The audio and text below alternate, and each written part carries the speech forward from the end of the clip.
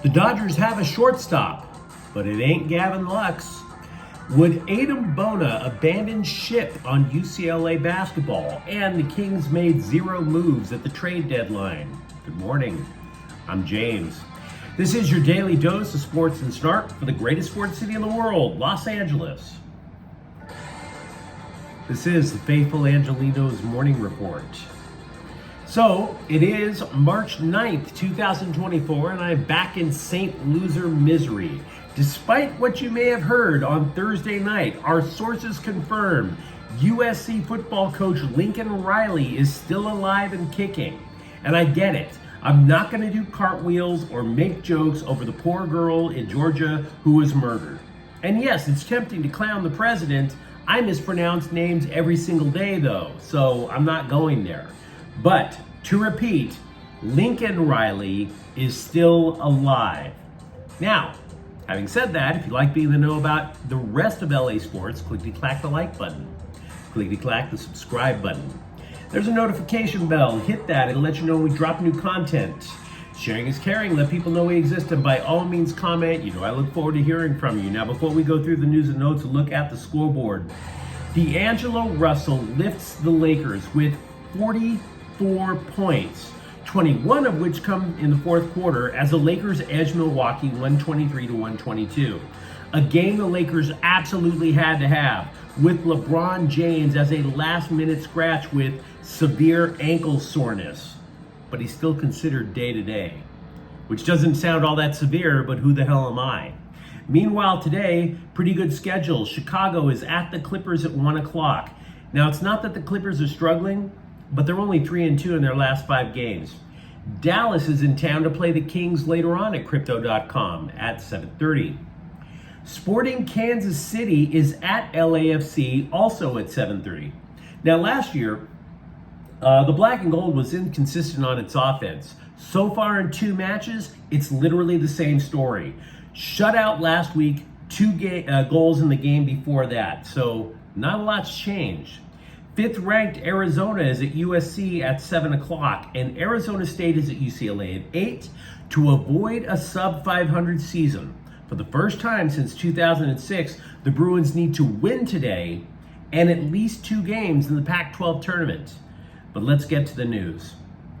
It seems like only yesterday we were talking about how Gavin Lux didn't have shortstop locked up. That's because it was yesterday. Lux doesn't have the job locked up. As a matter of fact, he doesn't even have the job at all. Apparently it's because he can't throw. So Mookie Betts was named permanent shortstop, which is an eye-popping adjustment.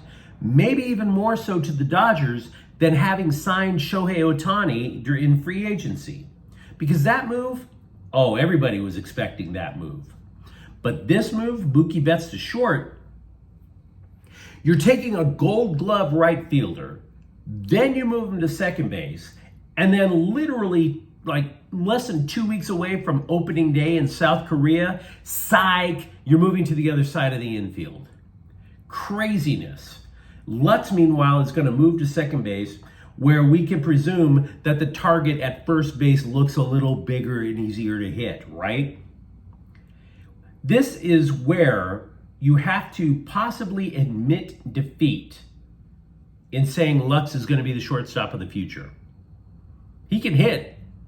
The Dodgers can say that, absolutely. But Lux, if you recall, he was supposed to be the heir apparent to Corey Seager.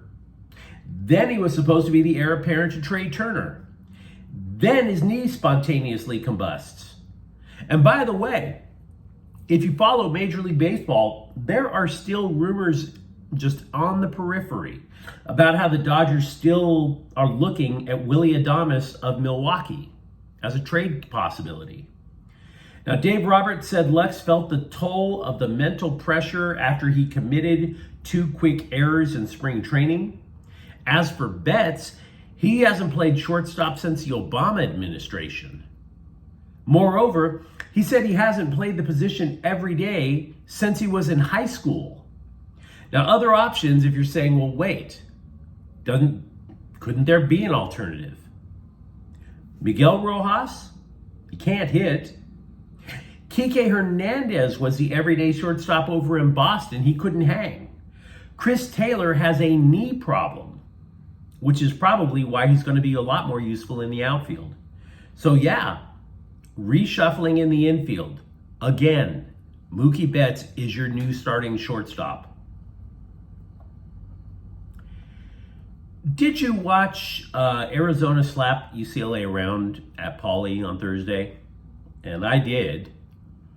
I think we can all agree that the Bruins just don't have much of a chance to win the Pac-12 tournament, which means Mick Cronin is going to be inspired to change the roster. For Pete's sakes, the man said it a week ago or so ago. And that is a dramatic change in the rhetoric from that man since the start of the season. Back then, he was telling people to be patient with this roster because it was loaded with underclassmen. Cronin, for example, told the LA Times that it could literally take as long as 2 years to teach these new players proper defensive techniques. 2 months later, screw that. He eventually questioned the players' aptitude, then their guts. So, the reason I'm going through all of that is to ask, what now? What now? I mean, Cronin could sit there and go clean slate and start acting really Trumpy and tell the freshmen to go back to Europe. But the LA Times noted that it goes beyond just changes that Cronin would want to make.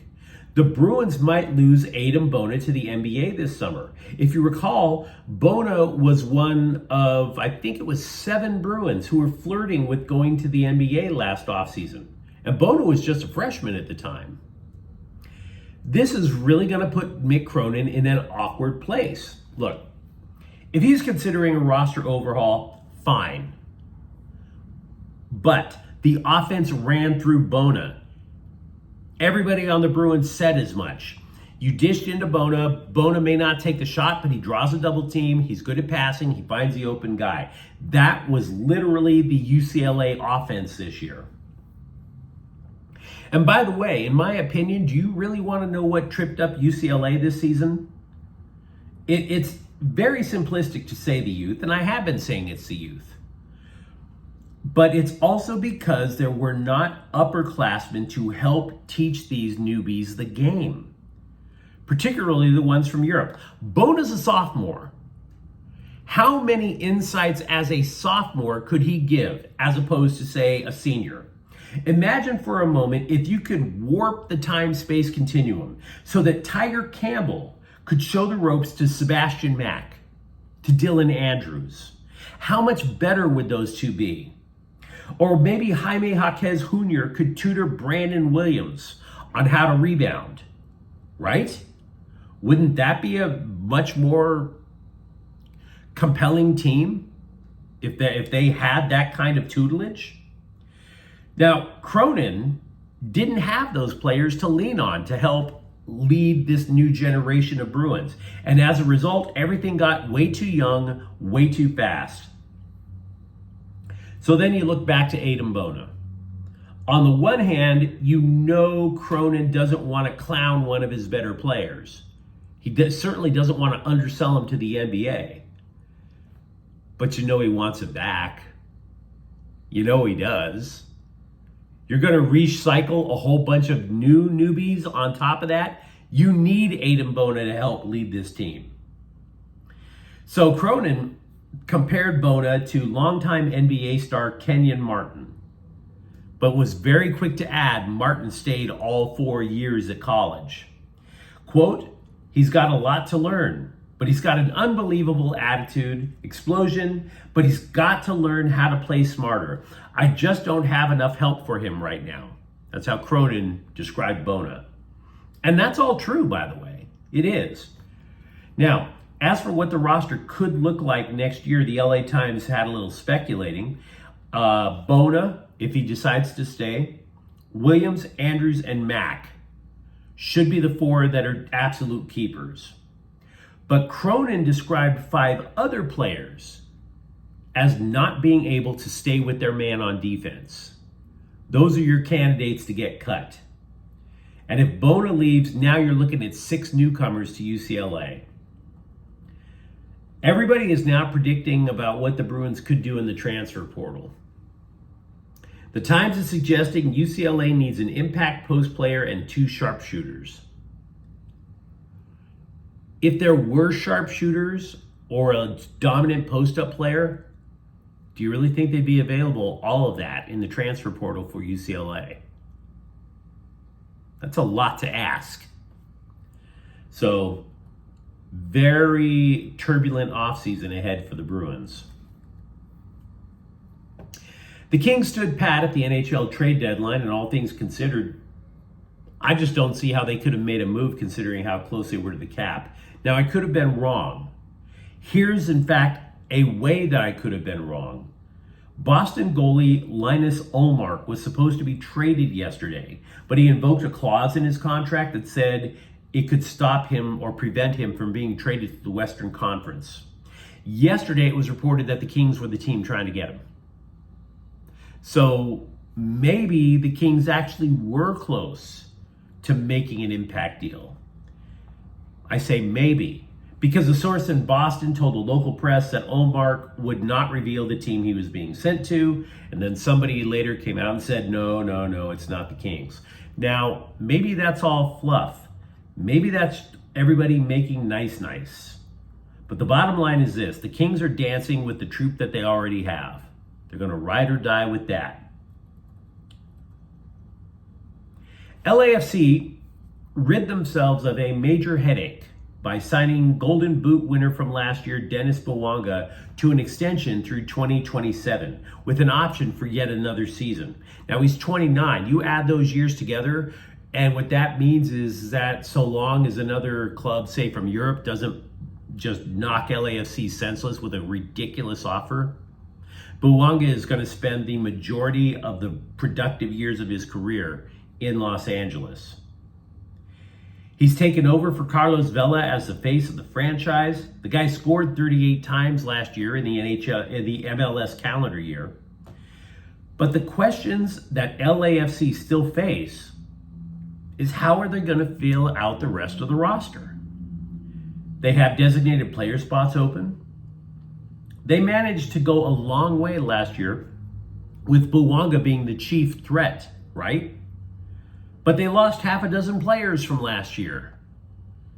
Are you sure that this guy can handle the whole shebang all over again with that many new people? Until the LAFC figures out what they're going to do with the rest of those roster spots, it's all on Bouanga's shoulders. The Rams received an additional 5 compensatory picks in the upcoming NFL draft because, in part, other teams hired minority coaches off of their staff. The compensatory picks are in the 3rd. There are 3 more in the 6th round, 1 in the 7th. Simply put, the Rams got an extra pick or 2 because the NFL compensated LA when Raheem Morris was hired away to be the head coach of the Atlanta Falcons. The Rams have 11 total draft picks, 2 in the 3rd, 2 in the 5th, 4 in the 6th. The Chargers have retained 2 of their own free agents, kicker Cameron Dicker and tackle Foster Sarrell. Dicker is a must-have.